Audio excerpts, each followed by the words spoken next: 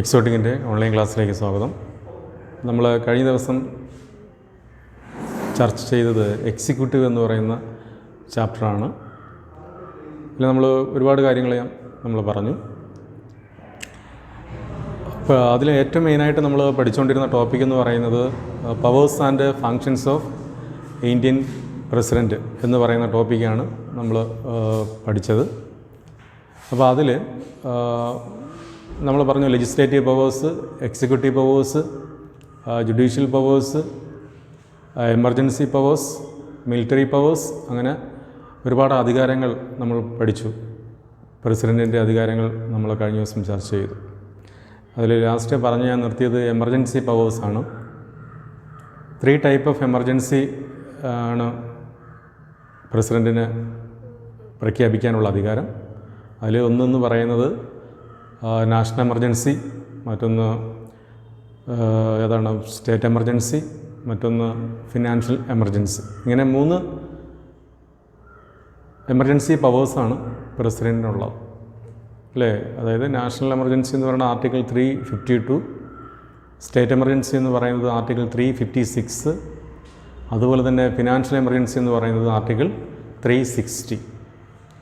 ആദ്യത്തെ 2 എമർജൻസി ഇന്ത്യയിൽ പ്രഖ്യാപിച്ചിട്ടുണ്ട്. ഇതുവരെയും പ്രഖ്യാപിക്കപ്പെടാത്ത ഒരു എമർജൻസിയാണ് എന്ന് പറയുന്നത് ഫിനാൻഷ്യൽ എമർജൻസി. അപ്പോൾ ഇത്രയും അധികാരങ്ങളാണ് നമ്മൾ പറഞ്ഞത്. ആർട്ടിക്കിൾ കൃത്യം ഓർമ്മിച്ചോളണം. ആർട്ടിക്കിൾ 352, 356, അതുപോലെ തന്നെ 360, 352, 56, 360, ഇങ്ങനെ 3 എമർജൻസി അധികാരങ്ങളാണ് പ്രസിഡൻറ്റിനുള്ളത് നമ്മൾ പഠിച്ചു. ഇനി അതിൽ വരുന്ന മറ്റൊരു ടോപ്പിക്കാണ്, അല്ലെങ്കിൽ അദ്ദേഹത്തിൻ്റെ അധികാരങ്ങളിൽ വരുന്ന മറ്റൊന്നാണ് discretionary powers of Indian president. Discretionary powers of Indian president. Indian പ്രസിഡൻറ്റിൻ്റെ വിവേചന അധികാരങ്ങൾ എന്തൊക്കെയാണ് എന്നുള്ളതാണ് നമ്മൾ ചർച്ച ചെയ്യുന്നത്. Okay, discretionary powers of Indian president. അപ്പോൾ അതിൽ പ്രധാനമായിട്ടും 4 കാര്യങ്ങൾ ഓർമ്മിക്കണം.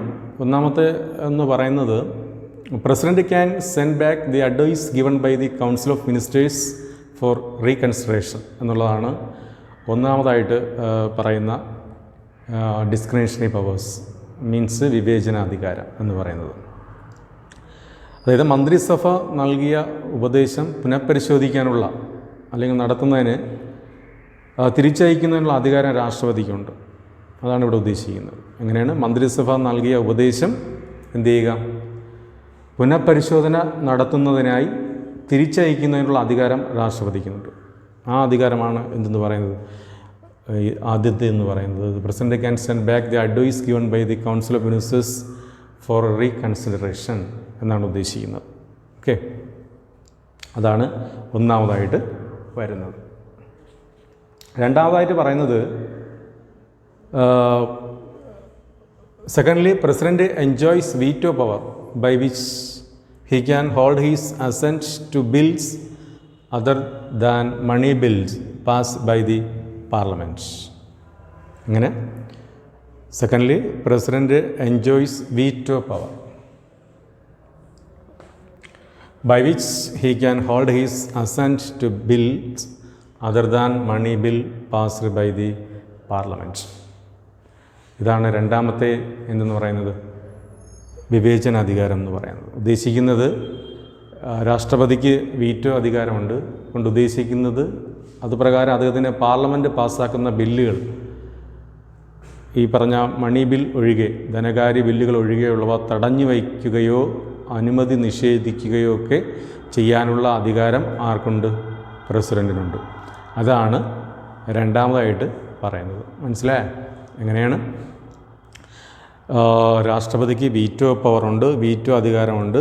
അതിൽ പ്രകാരം ഈ പറഞ്ഞ രീതിയിൽ ഏതൊക്കെ പാർലമെൻറ്റ് പാസ്സാക്കുന്ന ബില്ലുകൾ, അതുപോലെ തന്നെ അതിൽ തന്നെ ധനകാര്യ ബില്ലുകൾ ഒഴികെ ഉള്ളവ തടഞ്ഞു വയ്ക്കുകയോ അനുമതി നിഷേധിക്കുകയോ ചെയ്യാനുള്ള അധികാരം ആർക്കുണ്ടായ? പ്രസിഡൻറ്റിന് ഉണ്ട്. ആ അധികാരമാണ് രണ്ടാമത്തെ എന്ന് പറയുന്നത്. അതാണ് വിവേചനാധികാരത്തിൽപ്പെടുന്ന രണ്ടാമത്തത്.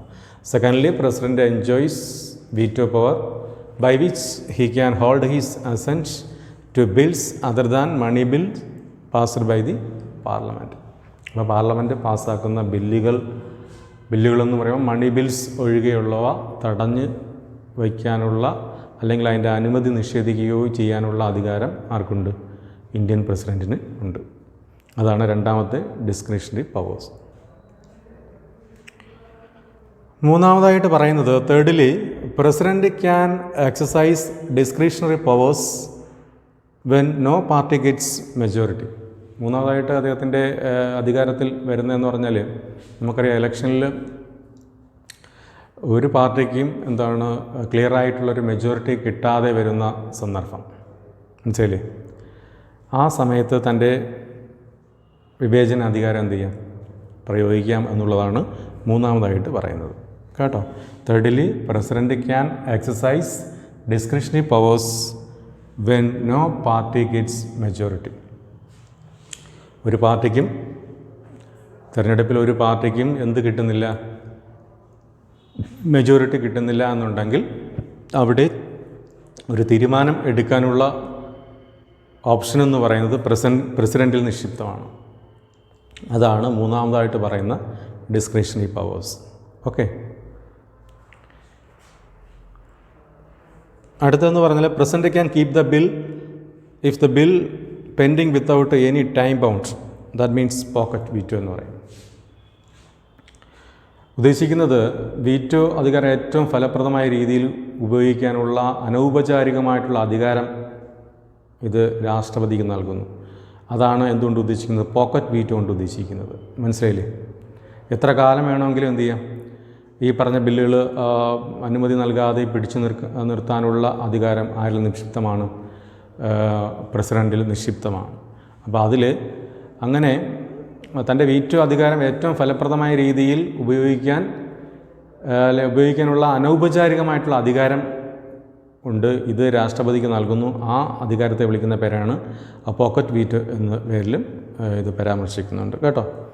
അപ്പോൾ അങ്ങനെയാണ്. അപ്പോൾ അതാണ് എന്ന് പറഞ്ഞാൽ നാലാമതായിട്ട് വരുന്നത്. ഇത് ടൈം ബൗണ്ട് ഇല്ലാതെ വയ്ക്കാം എങ്കിൽ പോലും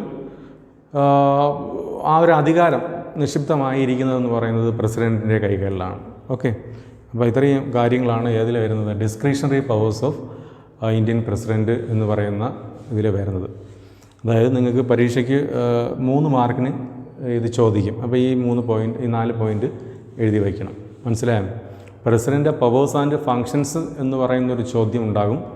അതുപോലെ തന്നെ മറ്റൊരു ചോദ്യം എന്ന് പറയുന്നത് ഡിസ്ക്രിഷണറി പവേഴ്സ് ഏതൊക്കെയാണ് എന്ന് ചോദിക്കും. പ്രസിഡൻറ്റിൻ്റെ വിവേചന അധികാരങ്ങൾ ഏതൊക്കെയാണെന്ന് ചോദിക്കും. അന്നേരം ഇത് മാത്രം എഴുതിയാൽ മതി. പവേഴ്സ് ആൻഡ് ഫങ്ഷൻസ് ചോദിക്കുമ്പോൾ നമ്മൾ കഴിഞ്ഞ ദിവസം പഠിച്ച അദ്ദേഹത്തിൻ്റെ മൊത്തത്തിലുള്ള അധികാരം മൊത്തം എഴുതണം. അപ്പോൾ ഇതൊരു 8 മാർക്കിന് എസ്സേ ആയിട്ട് ചോദിക്കും. മനസ്സിലായോ? അപ്പോൾ നമ്മളിപ്പോൾ പറഞ്ഞത് ഡിസ്ക്രിഷണറി പവേഴ്സ് 3 മാർക്കിന് പബ്ലിക് എക്സാമിന് ചോദിക്കും. അപ്പോൾ ഞാൻ ഒന്നുകൂടെ പറയാം. Powers of the Indian president എന്ന് പറയുന്നതിൽ അദ്ദേഹത്തിൻ്റെ ഉള്ള ഡിസ്ക്രിഷണറി പവേഴ്സാണ് നമ്മളിവിടെ പറഞ്ഞത്. പ്രധാനമായിട്ടും പറയുന്നത് president can send back the advice given by the council of ministers for reconsideration. Secondly, the President enjoys the veto power by which he can hold his assent to bill other than money bill passed by the Parliament. Thirdly, the President can exercise discretionary powers when no party gets majority. അതുപോലെ president can keep the bill if the bill pending without any time bound, that means called pocket veto. Okay, അപ്പോൾ ഇത്രയാണ് എന്തുകൊണ്ട് ഉദ്ദേശിക്കുന്നത് discretionary powers of Indian president. Okay, അപ്പോൾ ഞാൻ പറഞ്ഞു president can send back the advice given by the council of ministers for reconsideration the bill. That means ഇവിടെ ഉദ്ദേശിക്കുന്നത് മന്ത്രിസഭയുടെ തീരുമാനപ്രകാരം അതിലെന്തെങ്കിലും പിന്നീട് ആ തീരുമാനത്തിന് എന്തെങ്കിലും വിഷയമുണ്ടാവുകയാണെങ്കിൽ അതിനെ റീകൺസിഡറേഷൻ ചെയ്യാൻ വേണ്ടിയിട്ടുള്ള അധികാരം അദ്ദേഹത്തിനുണ്ടാവും. സെക്കൻഡ്ലി പറയുന്നത് president enjoys veto power by which he can hold his assent the bill other than money bill passed by the parliament. Okay, അതായത് ധനകാര്യ ബില്ലൊഴികെയുള്ള ബാക്കിയുള്ള എല്ലാ ബില്ലുകളും തടഞ്ഞു വയ്ക്കുകയോ അല്ലെങ്കിൽ അത് അംഗീകാരം കൊടുക്കാതിരിക്കുകയോ ചെയ്യാനുള്ള അധികാരം പ്രസിഡൻറ്റിൽ നിക്ഷിപ്തമാണ്. മറ്റൊന്ന്, thirdly, president can exercise discretionary power when no party gets majority. ഇലക്ഷനിൽ ഒരു പാർട്ടിക്കും ക്ലിയറായിട്ടുള്ള മെജോറിറ്റി കിട്ടാതെ വരുന്ന സന്ദർഭങ്ങളിലും അദ്ദേഹത്തിന് എന്ത് ചെയ്യാം? വിവേചനാധികാരം പ്രയോഗിക്കാം. President can keep the bill if the bill pending without any time bound, that means pocket wheat. നമുക്കറിയാം ഈ ബില്ലുകൾ തടഞ്ഞു വയ്ക്കുക, അപ്പോൾ അതിനൊരു ടൈം ബൗണ്ട് വയ്ക്കുന്നില്ല. അപ്പോൾ ആ ഒരു അധികാരത്തെ വിളിക്കുന്ന പേരാണ് it is also called pocket wheat എന്ന് പറയുന്നത്. ഓക്കെ, അപ്പോൾ ഇതാണ് discretionary powers of the Indian president. അതുപോലെ പ്രസിഡൻറ്റിനെ നീക്കം ചെയ്യാനുള്ള പ്രൊസീജിയറുണ്ട്. ആ പ്രൊസീജിയറിനെ വിളിക്കുന്ന പേര് എന്ന് പറയുന്നത് ഇംപീച്ച്മെൻറ്റ് പ്രോസസ്സ് എന്നാണ്. ഇംപീച്ച്മെൻറ്റ് പ്രോസസ്സ് കൊണ്ട് ഉദ്ദേശിക്കുന്നത് നമ്മുടെ ഹെഡ് ഓഫ് ദ സ്റ്റേറ്റായ പ്രസിഡൻറ്റ് ഈ പറഞ്ഞ രീതിയിൽ നമ്മുടെ ഭരണഘടനയ്ക്ക് വിരുദ്ധമായിട്ട് അദ്ദേഹത്തിൻ്റെ ഡ്യൂട്ടി ചെയ്യുകയാണെങ്കിൽ പാർലമെൻറ്റ് വിളിച്ചുകൂട്ടി പാർലമെൻറ്റിലെ അംഗങ്ങളാണ് ആരെ നീക്കം ചെയ്യുന്നത്? പ്രസിഡൻറ്റിനെ നീക്കം ചെയ്യുന്നത്. അത് ഓർക്കണം. അതായത് വയലേഷൻ ഓഫ് ദി കോൺസ്റ്റിറ്റ്യൂഷൻ, അതായത് നമ്മുടെ ഭരണഘടനയെ ലംഘിക്കുകയാണെങ്കിൽ അല്ലെങ്കിൽ അദ്ദേഹം ഭരണഘടനയ്ക്ക് വിരുദ്ധമായിട്ട് പ്രവർത്തിക്കുകയാണെങ്കിൽ ആ സമയം എന്തു ചെയ്യാം? പാർലമെൻറ്റ് വിളിച്ചുകൂട്ടി പാർലമെൻറ്റിലെ അംഗങ്ങൾ, ബോത്ത് ഹൗസ് ഓഫ് ദി പാർലമെൻറ്റിലെ members of the both house of the parliament, ആ അംഗങ്ങളെല്ലാം ചേർന്നുകൊണ്ട് അദ്ദേഹം ചെയ്ത എന്ത് കറപ്ഷനാണ് നടത്തിയതെന്ന് നോക്കിയതിന് ശേഷം മെജോറിറ്റി വോട്ടിലൂടെ അദ്ദേഹത്തെ എന്ത് ചെയ്യാം? തൽസ്ഥാനത്ത് നിന്ന് മാറ്റാം. പ്രസിഡൻറ്റിനെ പാർലമെൻറ്റ് വിചാരിച്ചാൽ മതി എന്ത് ചെയ്യാം? അദ്ദേഹത്തിൻ്റെ സ്ഥാനത്ത് നിന്ന് മാറ്റാൻ പറ്റും. അപ്പോൾ അങ്ങനെ അദ്ദേഹം ഭരണഘടനയ്ക്ക് വിരുദ്ധമായിട്ട് ചെയ്യുന്ന കാര്യങ്ങളുണ്ടെങ്കിൽ മാത്രമേ, അല്ലെങ്കിൽ കറപ്ഷൻ നടത്തിയിട്ടുണ്ടോ എന്ന് ഒക്കെ ഉണ്ടെങ്കിൽ മാത്രമേ എന്ത് ചെയ്യാൻ പറ്റുള്ളൂ? പ്രസിഡൻറ്റിനെ തൽസ്ഥാനത്ത് നിന്ന് മാറ്റാൻ പറ്റുള്ളൂ. ആ പ്രൊസീജിയറിനെ വിളിക്കുന്ന പേരാണ് ഇംപീച്ച്മെൻറ്റ് പ്രോസസ്സ് എന്ന് പറയും. അതും കൂടെ നിങ്ങൾ ഓർത്തുകൊള്ളണം. പ്രസിഡൻറ്റിനെ തൽസ്ഥാനത്ത് നിന്ന് അല്ലെങ്കിൽ അദ്ദേഹത്തിൻ്റെ പദവിയിൽ നിന്ന് നീക്കുന്ന ആ ഒരു പ്രൊസീജിയറിനെ വിളിക്കുന്ന പേരാണ് ഇംപീച്ച്മെൻറ്റ് പ്രോസസ്സ്. അപ്പോൾ എന്തുകൊണ്ടാണ് അല്ലെങ്കിൽ എന്തിനാണ് ഈ പ്രോസസ്സ് ഉപയോഗിക്കുന്നതെന്ന് ചോദിച്ചാൽ, പ്രസിഡൻറ്റ് ഭരണഘടനയ്ക്ക് വിരുദ്ധമായിട്ട് പ്രവർത്തിക്കുകയാണെങ്കിൽ തൽസ്ഥാനത്ത് നിന്ന് എന്ത് ചെയ്യാം? ഇദ്ദേഹത്തെ മാറ്റാം. ആ പ്രോസസ്സിനെ വിളിക്കുന്ന പേരാണ് ഇംപീച്ച്മെൻറ്റ് പ്രോസസ്സ്. ഓക്കെ, ശരി. ഇനി നമ്മൾ നോക്കാൻ പോകുന്നത് പ്രസിഡൻറ്റ് കഴിഞ്ഞാൽ അടുത്ത എക്സിക്യൂട്ടീവിൽ വരുന്ന ആൾ ആരെന്ന് ചോദിച്ചാൽ ആരാണ്? വൈസ് പ്രസിഡൻ്റാണ്. മനസ്സിലായി? ഉപരാഷ്ട്രപതി. Okay, vice president. പ്രസിഡൻറ്റ് കഴിഞ്ഞാൽ തൊട്ട് അടുത്തതായിട്ട് വരുന്നത്, നമ്മൾ കഴിഞ്ഞ ദിവസം നമ്മൾ പറഞ്ഞു അല്ലേ, ഏറ്റവും ടോപ്പിൽ വരുന്ന എക്സിക്യൂട്ടീവ് എന്ന് പറയുന്നത് ആരാണ്? പ്രസിഡൻറ്റ്. അത് കഴിഞ്ഞാൽ തൊട്ട് താഴെ വരുന്നതാണ് നമ്മൾ ഇപ്പോൾ പറയാൻ പോകുന്ന വൈസ് പ്രസിഡൻറ്റ്. അത് കഴിഞ്ഞാൽ തൊട്ട് താഴെ വരുന്നതാണ് ആര്? Prime ministers. പിന്നീട് അത് കഴിഞ്ഞാൽ കൗൺസിൽ ഓഫ് മിനിസ്റ്റേഴ്സ്. അത് കഴിഞ്ഞാൽ സ്റ്റേറ്റ് ഗവർണർ. കേട്ടോ, ഗവർണർ. അത് കഴിഞ്ഞാൽ ഗവർണർ കഴിഞ്ഞാൽ പിന്നെ താഴെ വരുന്നത് CM, ചീഫ് മിനിസ്റ്റർ. ഇങ്ങനെയാണ് പോകുന്നത്. ഓക്കെ, അപ്പോൾ നമ്മൾ പ്രസിഡൻറ്റ് പഠിച്ചു, പ്രസിഡൻറ്റ് അധികാരം പഠിച്ചു, അതെല്ലാം പഠിച്ചു. ഇനി തൊട്ട് താഴെ വരുന്ന പൊസിഷനിലുള്ള ആളായിരുന്നു ചോദിച്ചാൽ നമുക്ക് പറയാം ആരാണ്? വൈസ് പ്രസിഡൻ്റാണ്. ആരാണ്? Vice president. അപ്പോൾ വൈസ് പ്രസിഡൻറ്റ് അതായത് ഉപരാഷ്ട്രപതി, നമ്മുടെ ഭരണഘടനയുടെ ആർട്ടിക്കിൾ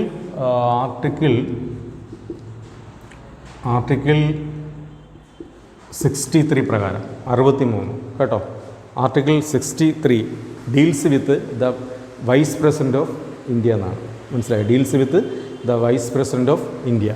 ആർട്ടിക്കിൾ 63, അതായത് ഭരണഘടനയുടെ അനുച്ഛേദം 63 ആരെക്കുറിച്ച് പറയുന്നത്? വൈസ് പ്രസിഡൻറ്റിനെ കുറിച്ച് പറയുന്നത്. നമുക്കറിയാം വൈസ് പ്രസിഡൻറ്റിനെയൊക്കെ എലക്ട് ചെയ്യുന്നത് അദ്ദേഹത്തിൻ്റെ അല്ലെങ്കിൽ ആദ്യം അദ്ദേഹത്തിൻ്റെ ക്വാളിഫിക്കേഷൻ, നമ്മൾ പ്രസിഡൻറ്റിൻ്റെ ക്വാളിഫിക്കേഷൻ പറഞ്ഞു, അതുപോലെ വൈസ് പ്രസിഡൻറ്റിനും ഉണ്ട് ക്വാളിഫിക്കേഷൻ. എന്തായിരിക്കും ക്വാളിഫിക്കേഷൻസ് എന്ന് പറയുന്നത്? ഒന്ന് നമ്മൾ പറഞ്ഞിട്ടുണ്ട്, he should be an Indian citizen ആയിരിക്കണം, ഇന്ത്യൻ പൗരനായിരിക്കണം. ഒന്നാമതായിട്ട് വേണ്ട യോഗ്യത എന്ന് പറയുന്നത് he should be an Indian citizen ആയിരിക്കണം, അതായത് ഇന്ത്യൻ പൗരനായിരിക്കണം. മറ്റൊന്ന് he should complete the age of 35, അദ്ദേഹത്തിന് 35 വയസ്സ് കംപ്ലീറ്റ് ആയിരിക്കണം.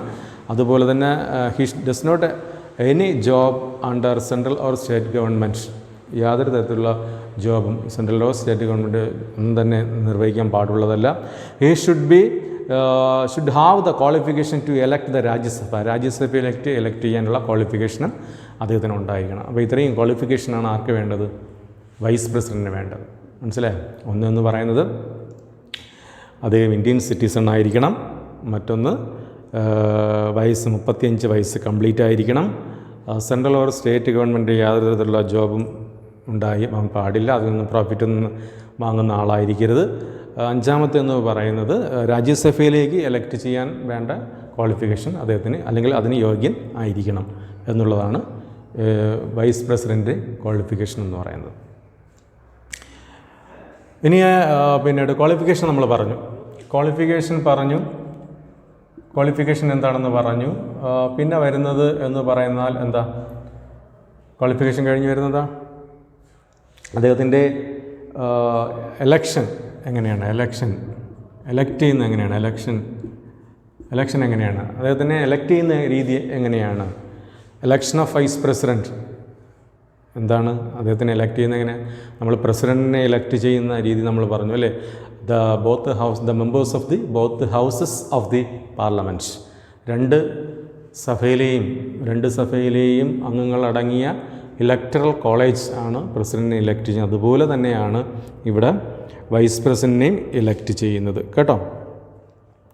The vice president is elected by electoral college consist the members of both houses of the parliament കേട്ടോ. അപ്പോൾ അതിനെ വിളിക്കുന്ന പേരാണ് ഇലക്ടറൽ കോളേജ് എന്നാണ് അറിയപ്പെടുന്നത്. ആ കോളേജ് കൊണ്ട് ഉദ്ദേശിക്കുന്നത് both houses of the members of the both houses of the parliament. Okay, അതാണ് എന്തുകൊണ്ട് ഉദ്ദേശിക്കുന്നത്? Electoral college. ലോക്സഭയിലെയും രാജ്യസഭയിലെയും അംഗങ്ങളുടെ കൂട്ടായ്മ. ആ കൂട്ടായ്മയെ വിളിക്കുന്ന പേരാണ് ഇലക്ടറൽ കോളേജ്. ആ ഇലക്ടറൽ കോളേജാണ് ആരെ ഇലക്ട് ചെയ്യുന്നത്? വൈസ് പ്രസിഡൻറ്റിനെ ഇലക്ട് ചെയ്യുന്നത്. ഓക്കെ, അപ്പം അദ്ദേഹത്തിൻ്റെ ക്വാളിഫിക്കേഷൻ പറഞ്ഞു, എലക്ഷൻ പറഞ്ഞു, അദ്ദേഹത്തിനെ ഇലക്ട് ചെയ്യുന്നത് എങ്ങനെയാണെന്ന് പറഞ്ഞു. ഇനി അദ്ദേഹത്തിൻ്റെ ജോബ് അല്ലെങ്കിൽ അദ്ദേഹത്തിൻ്റെ റോള് എന്തൊക്കെയാണ്? വളരെ എളുപ്പത്തിൽ നമുക്ക് പറയാം. ഒരുപാട് അങ്ങനെ ഇതൊന്നുമില്ല. കാര്യം പിന്നീട് ഉപരാഷ്ട്രയ്ക്ക് പ്രത്യേകിച്ച് റോള് വരുന്നത് എങ്ങനെയായിരിക്കും നിങ്ങൾക്ക് തന്നെ അറിയാൻ പറ്റും. കാര്യം പ്രസിഡൻറ്റ് ഒന്നെന്ന് പറയുന്നത് അദ്ദേഹം ഒന്നെന്ന് പറയുന്നത് എക്സ് ഒഫീഷ്യോ ചെയർമാനാണ്. Ex officio chairman of Rajya Sabha. Ex officio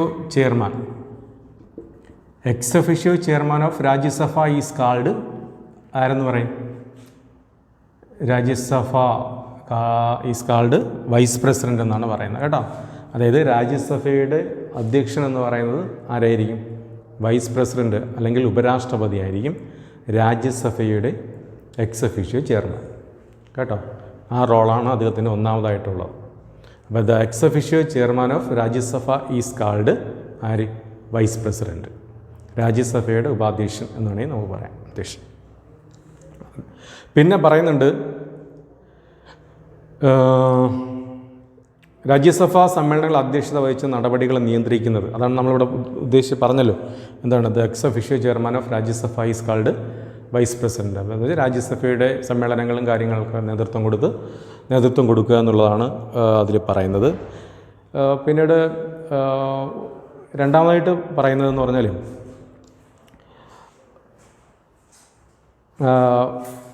vice president ഒന്നാമത്തെ റോളെന്ന് പറയുന്നത് ഞാൻ പറഞ്ഞു ex officio chairman of Rajya Sabha is called vice president. മറ്റൊന്നെന്ന് പറയുന്നത് vice president can act as president in the case of president's death, removal, resignation, disease, foreign visit et cetera until a new president is elected.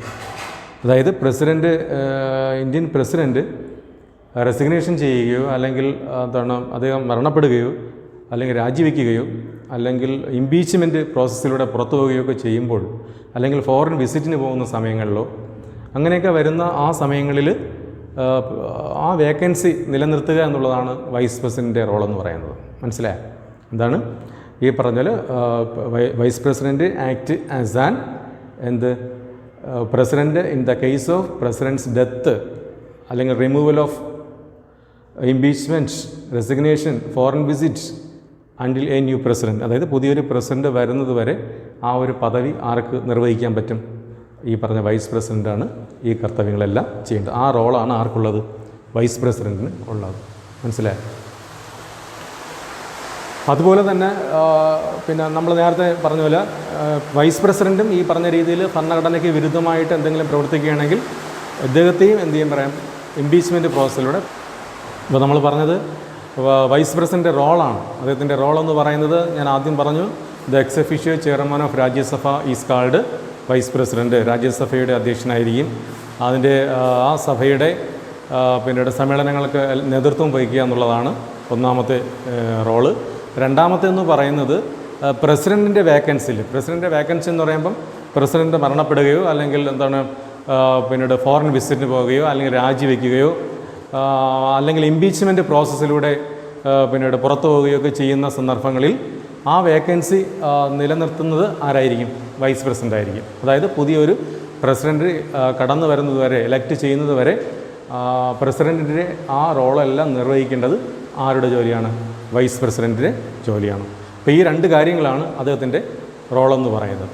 പിന്നെ ഞാൻ പറഞ്ഞു പ്രസിഡൻറ്റിനെ പോലെ തന്നെ ഈ പറഞ്ഞതൊക്കെ ഭരണഘടനയ്ക്ക് വിരുദ്ധമായി വൈസ് പ്രസിഡൻറ്റും പ്രവർത്തിക്കുകയാണെങ്കിൽ അദ്ദേഹത്തെയും എന്തിലൂടെ? ഈ പറഞ്ഞ രീതിയിൽ ഇംപീച്ച്മെൻറ്റ് പ്രോസസ്സിലൂടെ പുറത്താക്കാൻ പറ്റും. അത് എന്ന് പറയുന്നത് നമ്മൾ നേരത്തെ പറഞ്ഞതുപോലെ the members of the both houses of the parliament, അതായത് പാർലമെൻറ്റിലെ ഇരു സഭകളിലെയും മെമ്പേഴ്സ് എല്ലാവരും ചേർന്ന് എന്ത് ചെയ്യും? താൻ അല്ലെങ്കിൽ ഭരണഘടനയ്ക്ക് വിരുദ്ധമായ ഉള്ള ഡ്യൂട്ടിയാണോ ചെയ്തത് അല്ലെങ്കിൽ കറപ്ഷൻ നടത്തിയ എന്നുള്ള രീതിയിൽ എന്ത് ചെയ്യും? പാർലമെൻറ്റ് വിളിച്ചു കൂട്ടി പാർലമെൻറ്റിലെ എംപിമാർ ചേർന്ന് എന്ത് ചെയ്യും? ഇദ്ദേഹത്തെ പുറത്താക്കാനും പറ്റും. ആ പ്രോസസ്സിനെ വിളിക്കുന്ന പേരും എന്ത് തന്നെയാണ്? ഇംപീച്ച്മെൻറ്റ് പ്രോസസ്സ് എന്ന് തന്നെയാണ്. അപ്പോൾ ഇത്രയാണ് ആരെക്കുറിച്ച് പറയാനുള്ളത്? വൈസ് പ്രസിഡൻറ്റിനെ കുറിച്ച് പറയാനുള്ളത്. ഓക്കെ.